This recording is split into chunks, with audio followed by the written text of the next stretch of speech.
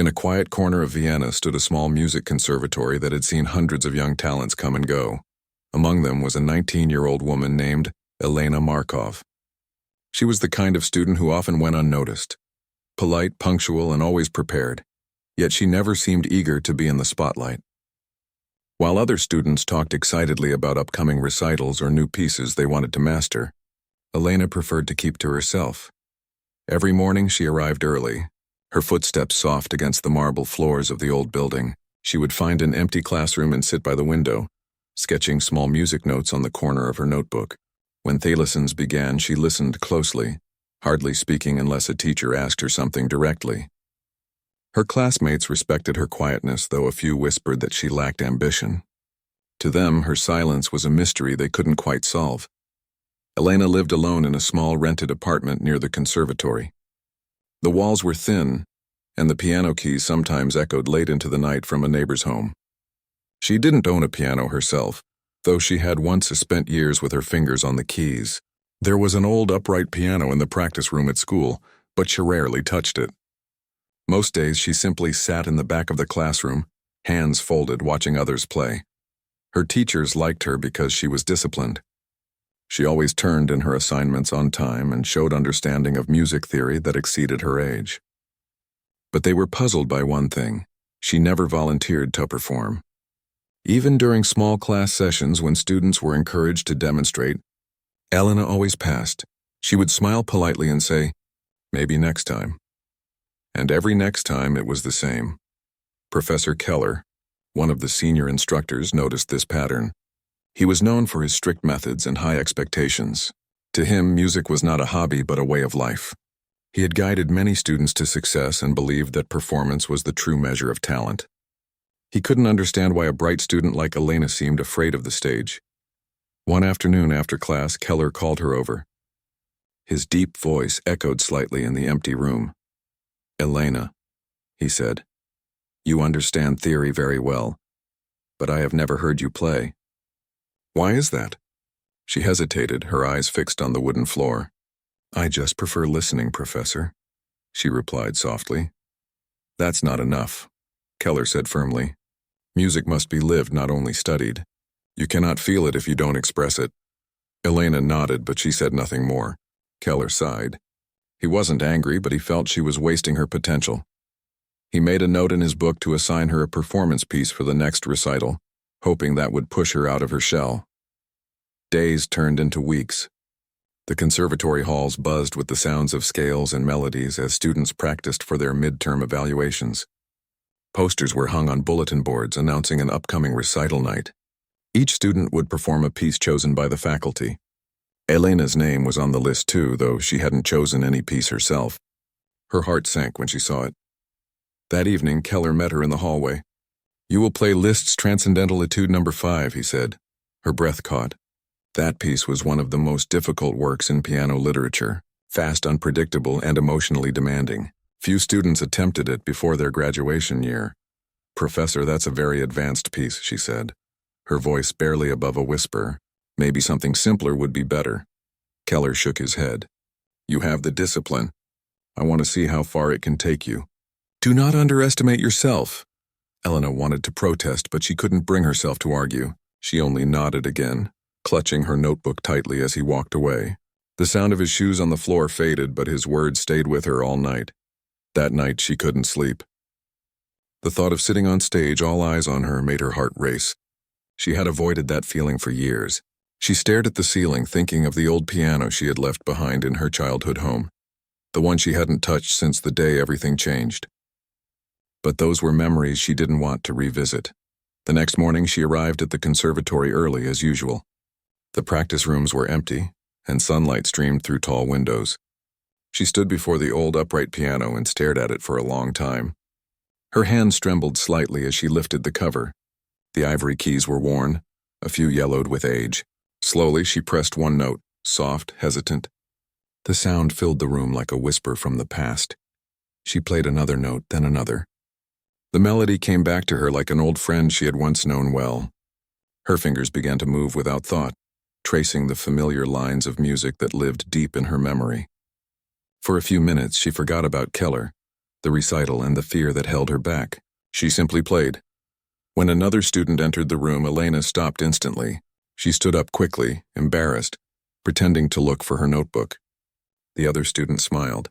"That sounded beautiful," she said. Elena forced a small smile and left the room before another word could be said. As the recital date drew near, pressure began to build. Keller often asked her about her progress. She would nod and say she was practicing, though in truth she avoided playing in front of anyone. During lunch breaks, she would sit outside by the fountain, listening to other students talk about their pieces. They spoke about their struggles with fast passages and how they stayed up late perfecting each bar. Elena listened quietly, her heart heavy. She wanted to tell them she understood, that she had once played pieces even harder. But something inside her stopped her every time. One evening, as she walked home, snow began to fall over the city. The streetlights glowed softly, and the air smelled faintly of roasted chestnuts from a nearby stand. She pulled her coat tighter around her and thought of her childhood again. Back then she used to perform in grand halls, though she had been much younger then. People used to clap for her, call her gifted, but those days had ended abruptly. The applause had turned into silence after a terrible accident that changed her family's life. Since then, she had promised herself never to step on a stage again.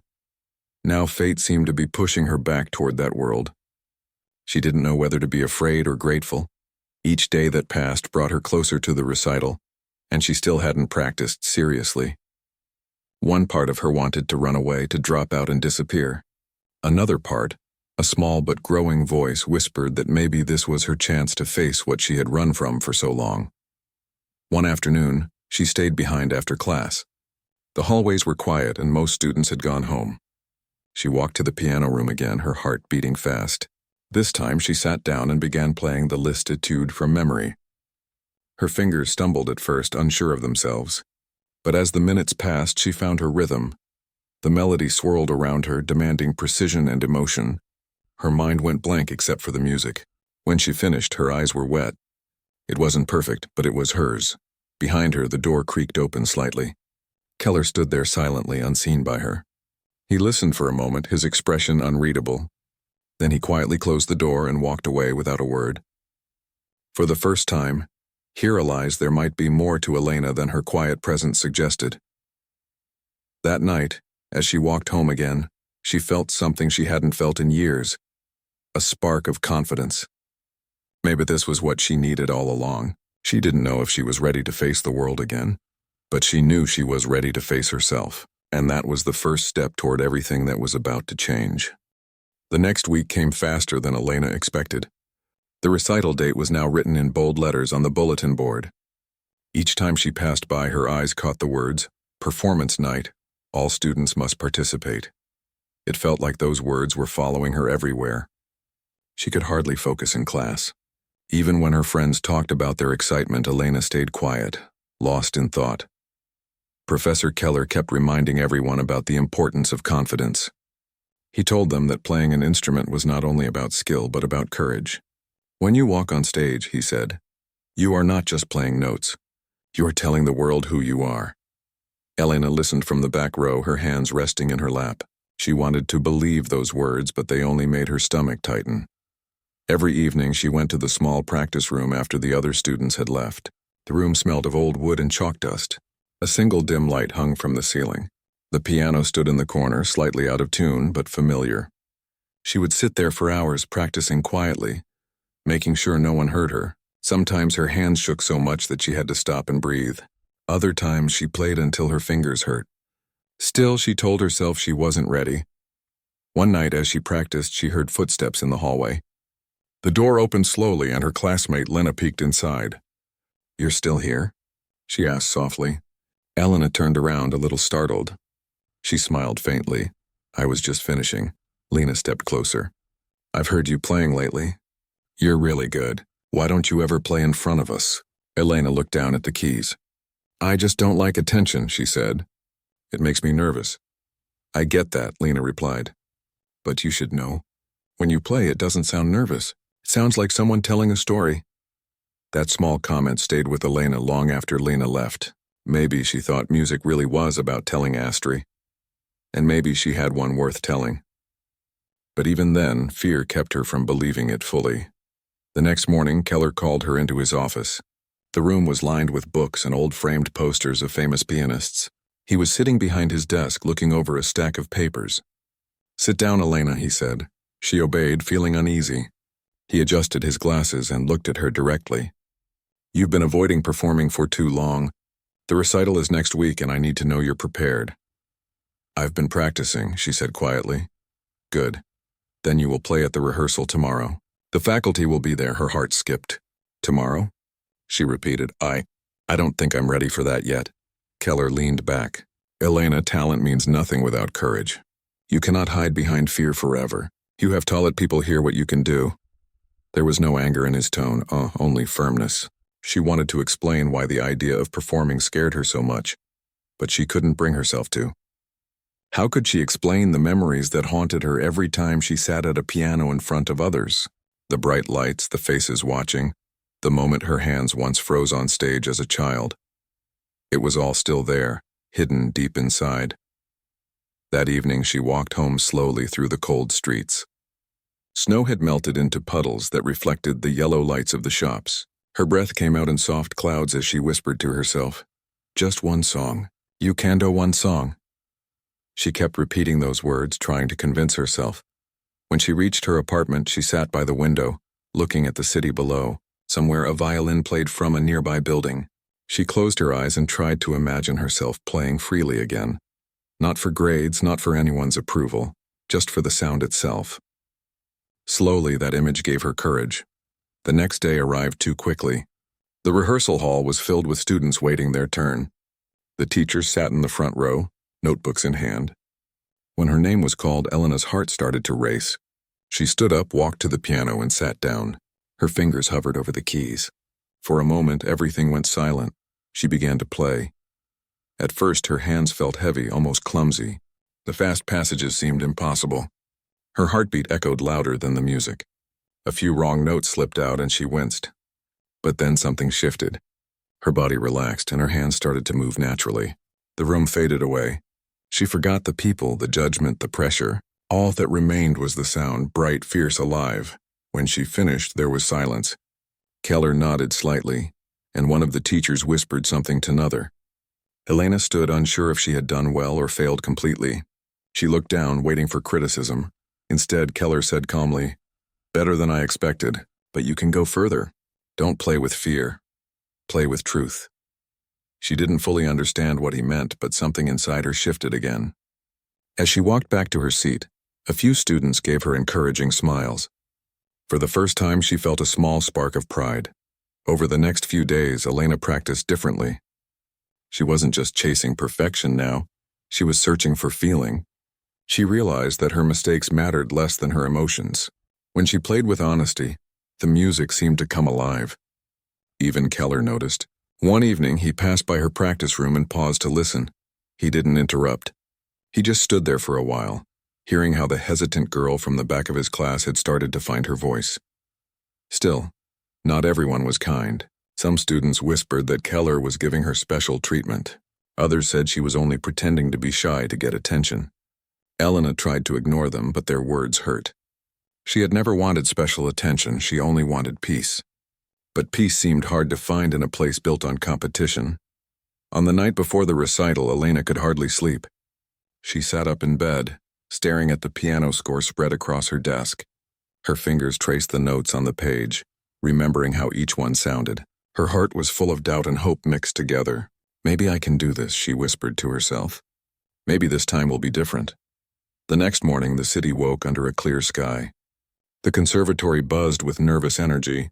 Students carried their sheet music, checking their clothes, tuning instruments. Keller walked through the halls, offering short words of encouragement.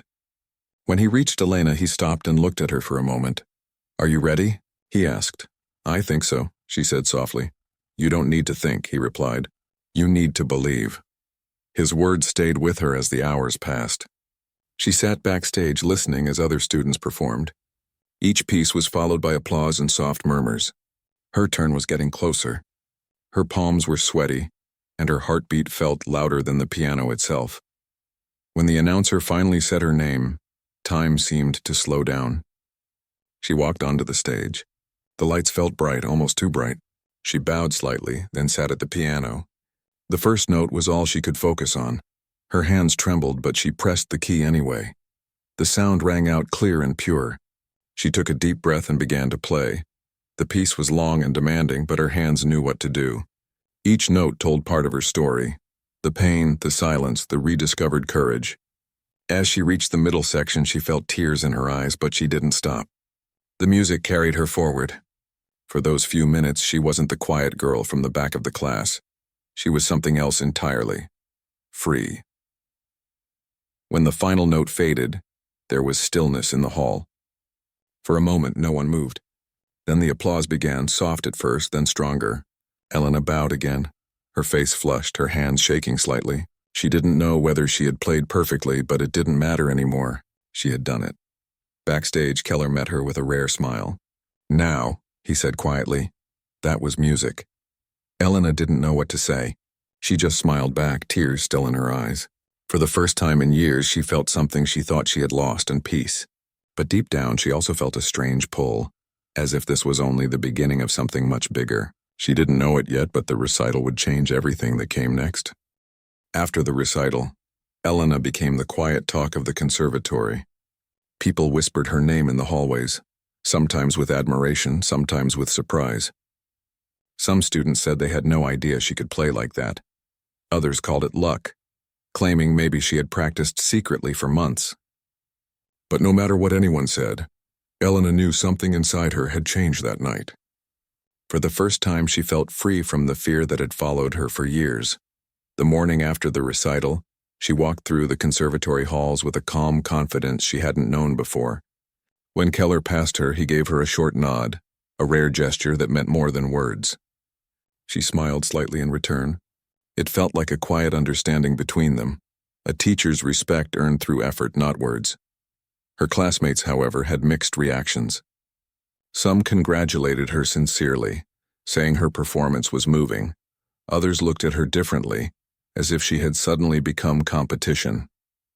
In a school full of ambitious students, talent often brought jealousy along with praise. Elena tried not to let it affect her. She had learned long ago that music couldn't be about comparison. It had to come from the heart. Despite her newfound confidence, she didn't suddenly become outgoing. She was still quiet, still thoughtful, still someone who preferred to observe rather than speak. But something about her presence was different now, more certain, more grounded. When she played in class, the room would go silent. Even students who once ignored her now watched closely, trying to learn her touch on the keys. Keller noticed the shift too. One afternoon, he asked her to stay after class. "You have something rare," he said. "It's not just skill, it's truth. But don't lose it. Many students reach your level and start performing for attention. Promise me you won't do that."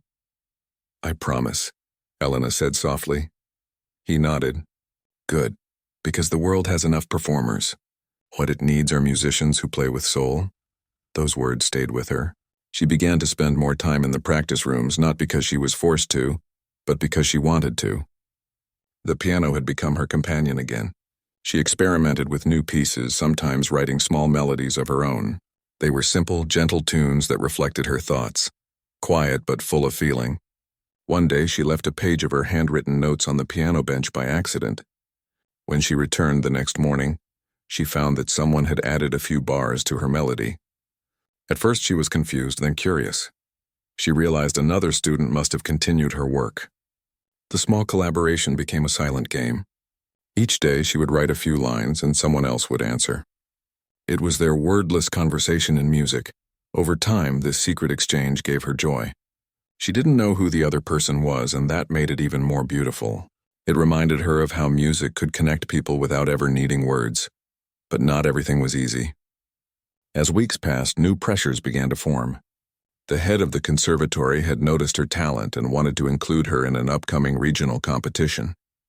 It was a big event, one that could open doors for her future. When Keller told her about it, her first reaction was panic. "A competition?" she asked. "I don't know if I'm ready for that," he smiled faintly. "You were ready long before you believed you were. Don't say no too quickly. Think about it." That night, she sat by her window again, looking out at the snowy rooftops. A competition meant more than just playing. It meant facing crowds, judges, cameras, everything she had run away from.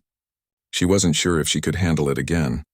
The memories of her childhood performances returned, sharp and clear. She could still hear the echo of applause, followed by the day it all fell silent after her family's tragedy. She had sworn never to seek fame again. But maybe this wasn't about fame. Maybe it was about facing the past. After a few days of thought, she told Keller she would do it. He nodded in approval but warned her gently, "This will test more than your skill. It will test your heart. Don't play to win. Play to heal." Elena began her preparation with quiet determination. The piece she chose was another Liszt composition, complex, emotional, and powerful. She practiced for hours each day, but she didn't treat it like a routine. Each note had a purpose, each phrase a story. The music wasn't something she wanted to control. It was something she wanted to set free. When she played, it felt like she was talking to her younger self, the girl who had once been afraid of making mistakes. Still, the pressure was real. Other students were preparing too, and the atmosphere in the conservatory grew tense. People practiced late into the night.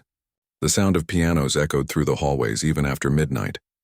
Elena sometimes stayed longer than everyone else, lost in her music. Once Keller passed by her practice room near closing time. She didn't notice him until he spoke softly from the doorway. "You remind me of myself when I was your age," he said. "I used to think perfection was everything. It took me years to realize that emotion is what people remember, not precision." Elena smiled faintly. "I understand that now," she said. "I just want to play honestly," he nodded.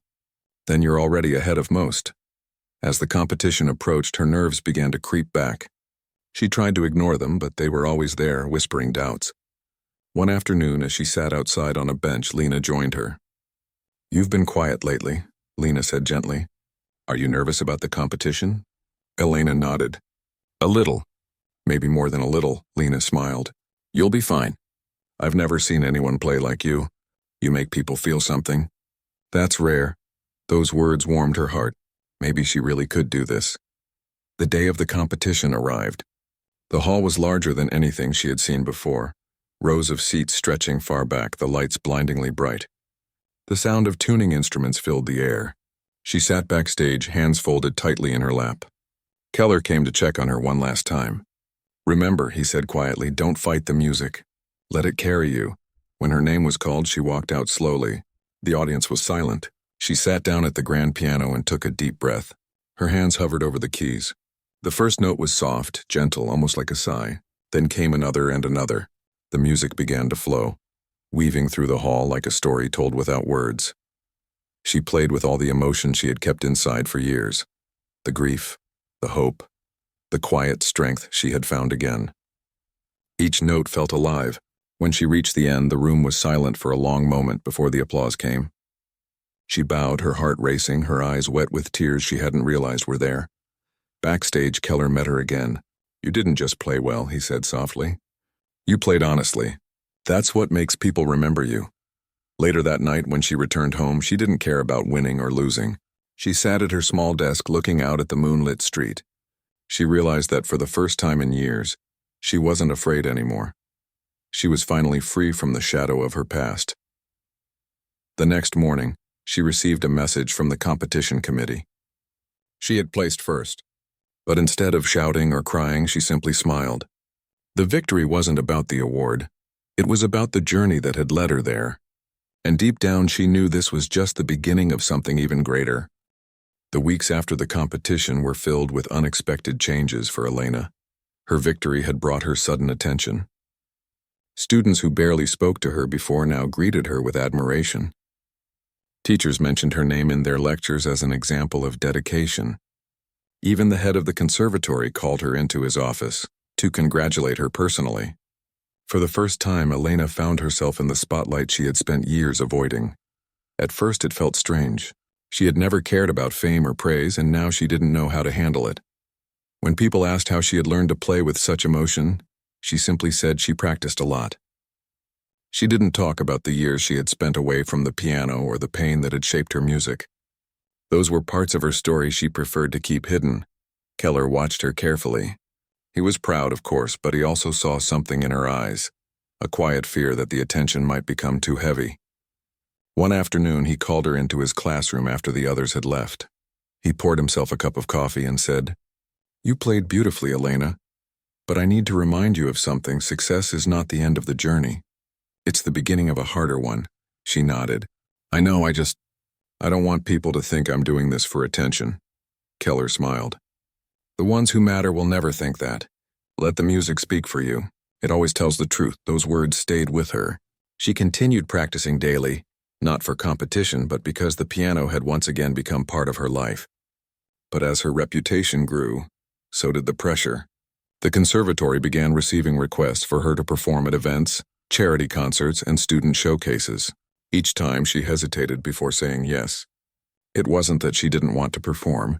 She just didn't want to lose the peace she had finally found. One evening, while she was practicing alone, the head of the conservatory entered the room. He was a kind man in his 60s who had once been a concert pianist himself. "Elena," he said with a warm smile, "we've received an invitation from a prestigious event in Budapest. They're asking for a solo pianist from our conservatory. I want you to represent us." Elena's heart raced. "Budapest?" she asked softly. "Yes," he said. "It's a great opportunity. There will be critics, composers, and artists from across Europe. It's the kind of chance that can define your career." She hesitated. "I'll think about it," she said finally. That night she couldn't sleep. The thought of playing in front of so many strangers in another city filled her with both excitement and fear. She remembered the last time she had traveled for a performance as a child, before everything had changed. Back then, her parents had been alive, cheering for her in the front row. The memory made her eyes sting with tears. She missed them more than words could express. After days of thought, she decided to accept. She told Keller first. He didn't look surprised. "I thought you would," he said gently. "This is your moment. Don't run from it." In the weeks leading up to the concert, Elena practiced harder than ever. She chose a piece close to her heart, something that carried both sadness and hope. Keller helped her refine every phrase, every emotion hidden between the notes. He didn't push her like before. Instead, he guided her quietly, letting her shape the music in her own way. When the day of the trip arrived, the conservatory arranged for a small group of students and teachers to travel with her. The train ride to Budapest was long but peaceful. Elena sat by the window watching the snowy landscape pass by. She wore headphones listening to the piece she would perform, her fingers tracing invisible notes in the air. When they arrived, the city felt alive with lights and sounds. The concert hall was grand, larger than anything she'd seen before. Its high ceilings and chandeliers reminded her of the great European halls she had visited as a child prodigy. Standing on that stage during rehearsal, she felt a rush of memories. The joy, the fear, the expectation. It was all coming back. The evening of the performance, she stood backstage in her simple black dress, hands trembling slightly. She looked out from behind the curtain at the sea of faces waiting. The sound of the orchestra finishing the previous act echoed through the hall. Her turn was next. She took a deep breath, trying to steady herself. Keller, who had come along as part of the faculty group, placed a reassuring hand on her shoulder. "You've already won, Elena," he said softly. "Just let them hear who you are." When her name was announced, she walked onto the stage slowly, the lights shining warmly on her. The hall was silent. She sat down at the piano, closed her eyes for a moment, and began to play. The first notes floated softly through the hall. Her fingers moved gracefully, each sound filled with quiet power. The music built slowly, rising and falling like waves. The audience leaned in, captivated. As she played, she felt time disappear. The sadness she had carried for years seemed to lift, replaced by peace. Her hands no longer shook. They danced freely. Every note told part of her story. Her loss, her fear, her return to music. By the end, the hall was completely still. When she lifted her hands from the keys, there was a pause, as if everyone needed a moment to breathe again. Then the applause began, gentle at first, then thunderous. She stood bowed deeply and smiled, her eyes shining. In that moment, she didn't think about her past or her pain. She only felt gratitude. After the concert, several people approached her backstage, organizers, musicians, and even reporters. They praised her performance, calling it soulful and moving. Elena thanked them politely, though her mind was still lost in the music. Keller met her afterward, pride written across his face. You played like someone who finally found peace, he said. On the train back home, Elena looked out the window again, the city lights fading in the distance. The world outside seemed calm. She realized that she had stopped running from her past. Instead, she had turned it into something beautiful. She was no longer the frightened girl who hid from the piano. She had grown into someone stronger, someone who could share her pain and hope with others through music. When they returned to the conservatory, Elena received more invitations. Offers for masterclasses, concerts, and collaborations poured in. Each one made her grateful, but also thoughtful. She didn't want to lose herself in the noise of fame, so she made a promise to herself. No matter how big her world became, she would always stay true to why she played, for the love of sound, for the healing it brought, and for the quiet strength it gave her. One afternoon, as she was leaving the conservatory, Keller stopped her at the door. "You've changed," he said with a smile. "You used to hide from music. Now you carry it with you." Elena smiled back. "Music found me again," she said softly. "I just needed to listen." Keller nodded, eyes warm with pride. "Then keep listening, Elena. The world needs to hear you." She walked out into the sunlight, the sound of students practicing in the background. The air was crisp, the city alive around her. She knew the road ahead would not always be easy, but she also knew she had found her voice, and no amount of pressure or fear could silence it again. Months passed after Elena's return from Budapest, and life began to settle into a new rhythm. The conservatory was buzzing with excitement about her success.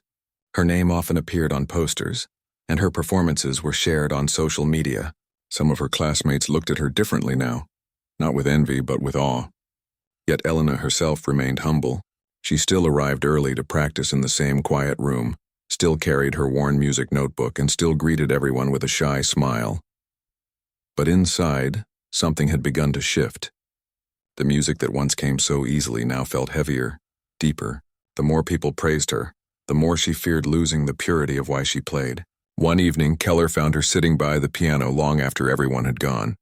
She was staring at the keys, not playing, just thinking. He asked gently, "What's troubling you?" She sighed. "I don't know. I should be happy, but I feel empty. Like I've lost something." Keller nodded. "That happens to every artist. The more you achieve, the harder it becomes to stay connected to your heart." "I just don't want to play for approval," she said.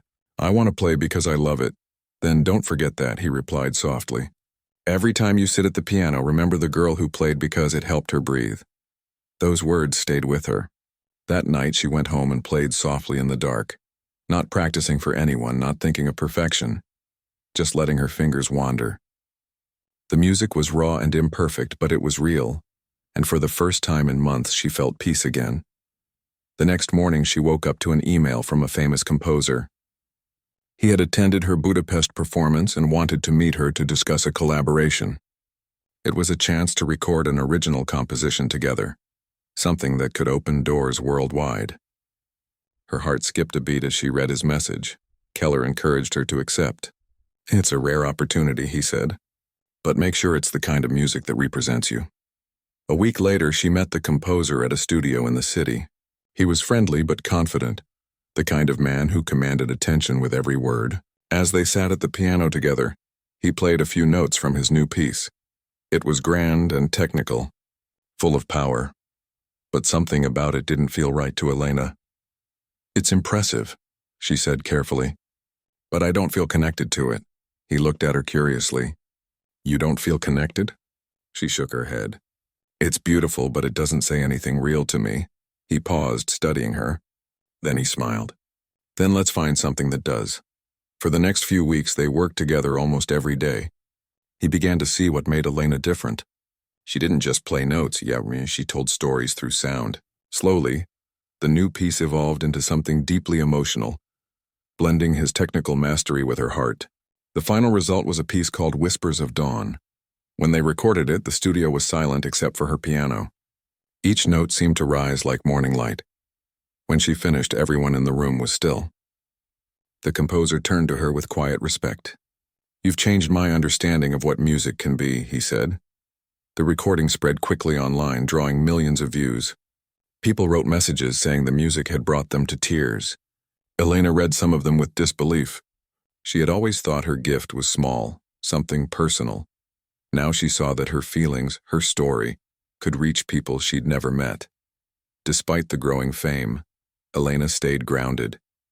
She still practiced in the same room, still took the bus home, still visited the quiet park where she used to sit and watch the world. But her life was changing fast. Offers came from abroad, concerts in Paris, Berlin, and Tokyo. The world wanted to hear her play. One evening, as she was packing her things after practice, Keller stopped her. "You're leaving soon, aren't you?" She nodded. "Next month. Paris first," he smiled, though his eyes were wistful. "I always knew this day would come." "You're ready, Elena. Just promise me you'll never stop being honest in your music," she promised. But as the day of departure drew closer, she felt a quiet sadness. The conservatory had become her second home. The hallways echoed with laughter. The practice rooms held memories of struggle and triumph. Saying goodbye wasn't easy. On her last day, the students surprised her with a small farewell concert. They played some of her favorite pieces and presented her with a book filled with handwritten notes, messages of gratitude, admiration, and encouragement. Elena was moved to tears. She hugged Keller tightly. "Thank you," she whispered, "for believing in me." "You did all the work," he said warmly. "I just reminded you to keep going." Her journey to Paris was long and beautiful. The city was alive with art, music, and endless inspiration. Her first concert there was held in a centuries-old theater filled with gold lights and velvet seats. When she walked on stage, she felt the same nervous energy as always, but also a new kind of calm. She had learned that fear was another enemy. It was a reminder that she cared. The performance was magical. The audience responded with tears and standing ovations. Critics called her a young pianist with the soul of an old master. Elena didn't care for titles, but she appreciated the way people felt, connected to her sound. Each performance became more than music. It became a conversation between her heart and the hearts of those listening. But fame brought challenges too. There were schedules, interviews, photo sessions, things she never enjoyed. There were also critics who doubted her, saying her style was too emotional or unconventional. At first, their words hurt. She wondered if she was doing something wrong. But one night, as she re-watched her Budapest performance, she remembered Keller's advice. "Let the music speak for you. It always tells the truth." So she continued to play her truth.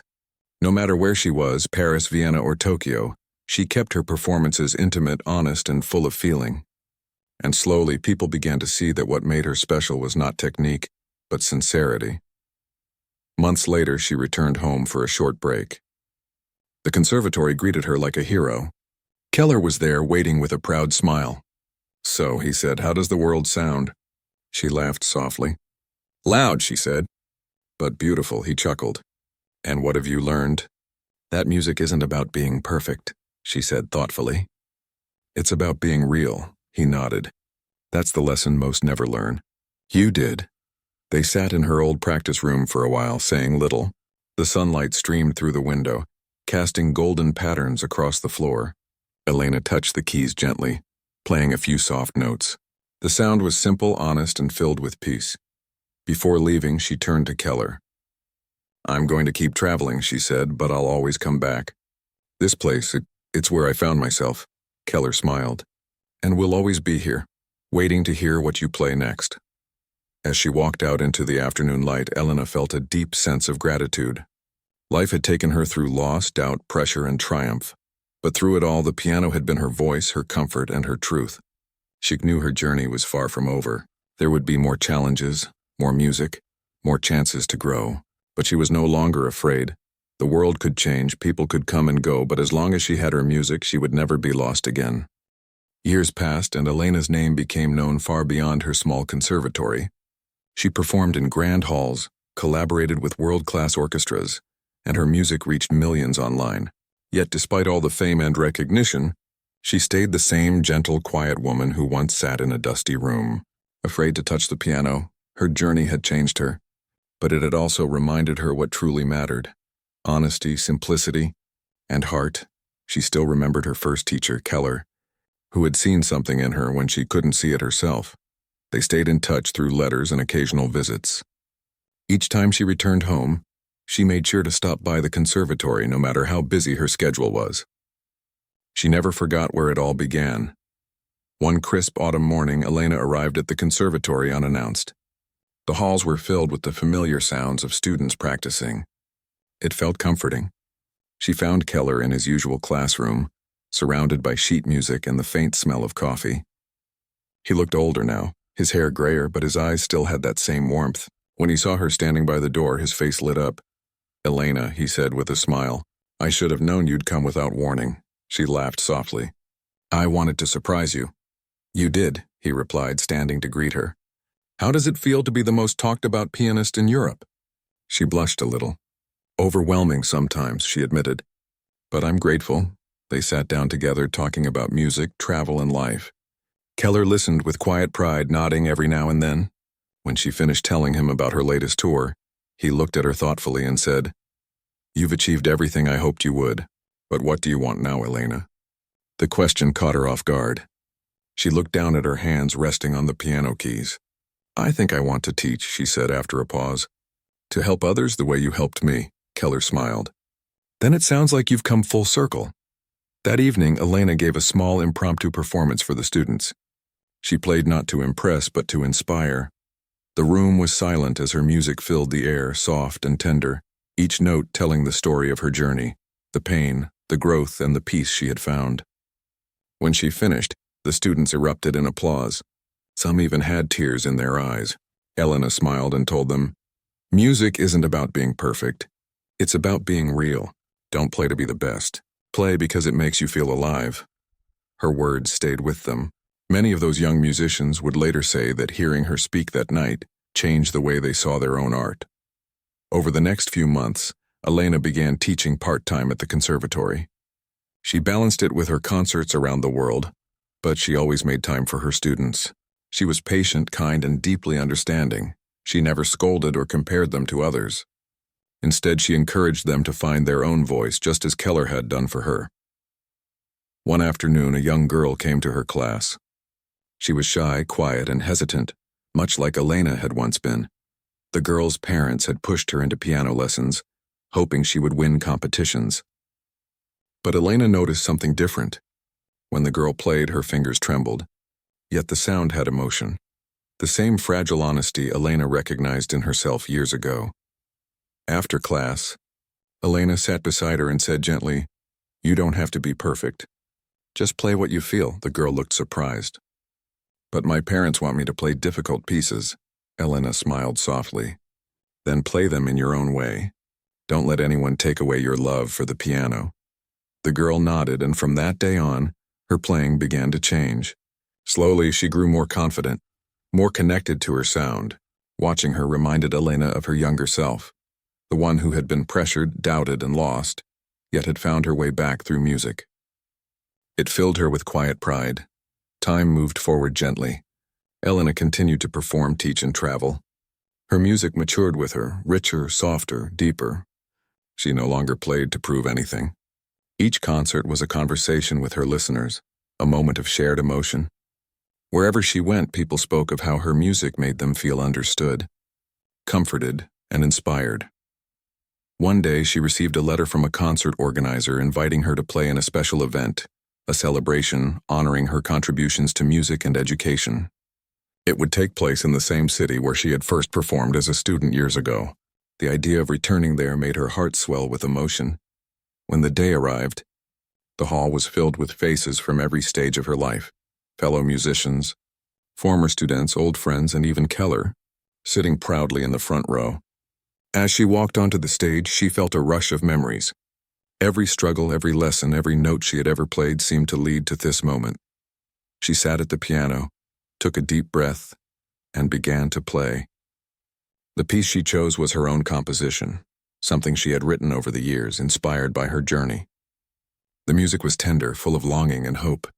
It carried the sound of her past and her present, her losses and her triumphs. As she played, the hall grew silent, every heart listening closely. By the time she reached the final notes, tears shimmered in her eyes. The sound faded into stillness, and then the applause began, slow at first, then rising like a wave. People stood clapping and cheering, their faces glowing with admiration. Keller's eyes glistened as he stood too, clapping proudly. Elena rose from the piano and bowed deeply. For a moment, she felt an overwhelming warmth, not just pride but peace. She knew this was not an ending, but a beautiful continuation of her story. After the concert, she found Keller backstage. He looked at her with pride and said, "You did it, Elena. You've given the world your truth." She smiled, her voice soft but steady. "You taught me how." He shook his head gently. "No, you found it yourself. I just helped you listen."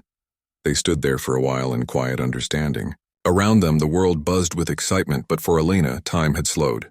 She realized that everything she had ever wanted, peace, purpose, connection, was right here. Later that night, alone in her hotel room, Elena sat by the window overlooking the glowing city.